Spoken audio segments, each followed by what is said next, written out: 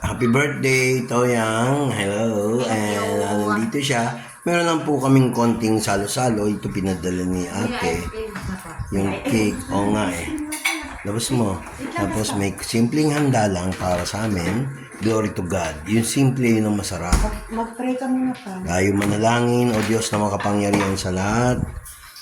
Gandahan mo ang kinabukasan ng aking bunso. At alam ko, Lord, ang iyong kadahilanan ang siyang masusunod. At nakikita ko po, Panginoon, ang pagbabago sa aking bunso, ang maturity at ang adventures niya, Lord, ay binigay mo na. At alam ko, Panginoon, ang tinatahak niya ngayon sa pag-aaral at mga ibang kaibigan, Panginoon, ay binibigay mo sa kanya sa maayos na paraan. Lord, binebless kita sa aming harapan. Ikaw ang pinupuri namin, niluwalhati, dahil alam ko, Lord, hindi mo bibiguin si Toyang sa kanyang mga birthday wishes.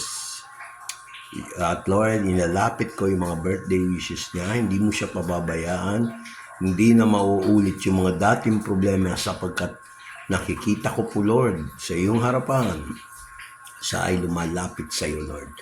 Kahit busy siya, sa harapan ng aking asawa at sa aking mismo, Lord.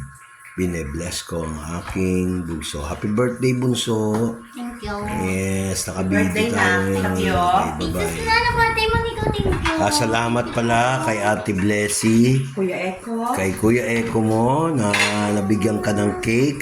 Ang galing ng cake mo, yan. Binibidyo natin. Birthday din siya. Mukhang masarap tong cake nito. Sobra tamis. Mukhang iiwas na tayo. Thank you. Ayun, ako. Tapos nakiki-birthday din. Nasa si Topi. Yan. Yan po si Topi. Yan. Yan. Maliit lang na selebrasyon. Amen?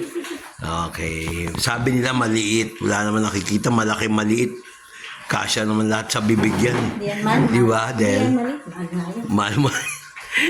Puro-puro yun ng Diyos at meron pa tayong handa. Amen? Yes. Oh.